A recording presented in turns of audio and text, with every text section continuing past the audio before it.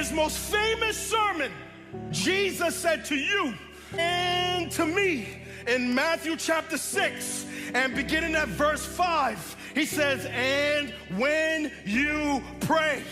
When is a presupposition in the text. That means the Lord expects you to pray. So no follower gets an out from prayer. It's not for pastors, it's not for leaders, it's for every follower of Christ. Not if you pray, when you pray. That is, the Lord expects you to pray. And he says, but when you pray, go into your room, your closet, your bathroom, your car, the park, the office, the cubicle. Shut the door wherever you want and pray to your Father who is in secret. The secret of prayer is praying in secret. Secret of prayer is praying in secret. And your Father who sees in secret will reward you. That is, he promises a reward for secret praying. If you pray, you will be rewarded. Now, he does not tell us what the reward is. He leaves it nuanced so as to not limit him in our thinking of what he could do when you pray. That is, the Lord did not cap God to what he could do when you pray. That is, he can do anything he desires to do in the context of his will. He says, man, go in your room, shut the door during the consecration in secret and keep crying out to God in secret.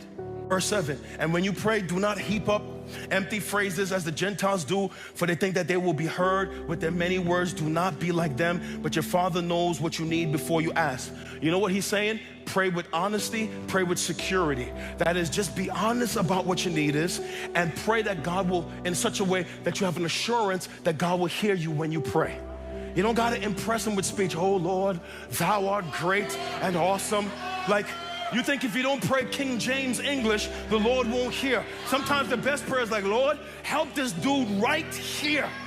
He says, don't pray like that. He says, pray then like this. Our Father who art in heaven, hallowed be your name. Your kingdom come, your will be done on earth as it is in heaven. Give us this day our daily bread and forgive us our debts as we forgive our debtors. And lead us not into temptation, but deliver us from all evil. Theologians call this the Lord's Prayer. And you could pray it verbatim, but that's not why Jesus taught it. He didn't teach it for us to pray it verbatim. He gave it to us as a model to teach you how to pray. So how do you pray? You start your prayers by acknowledging who you're talking to. Our Father. And you think about where he is. He is in heaven. He is exalted. He is above. You think about who you're talking to and where he's seated. Then he says, your kingdom come and your will be done. Or he says, hallowed be your name. That is, worship God in your time of prayer. Then he says, pray your kingdom come and your will be done. That is, busy yourself with praying about the things that God is concerned about. Pray for the spread of the gospel. Pray for the planting of churches. Pray for missionaries. Pray for spiritual leaders. Pray for people to be saved. Pray for the lost to know Jesus. Pray for every unsaved family and loved one. Pray for the kingdom. If you pray like that, your prayer life will be on fire. Some of you, you'll be bored in your prayer because all your prayers are about you.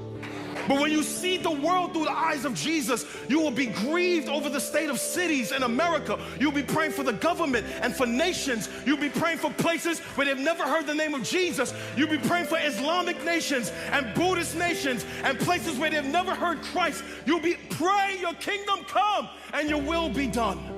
Then he gets to you. Give us this day of daily bread. Ask God for your needs and don't be ashamed. There's things you want in your heart you'll never say, but you have not because you ask not.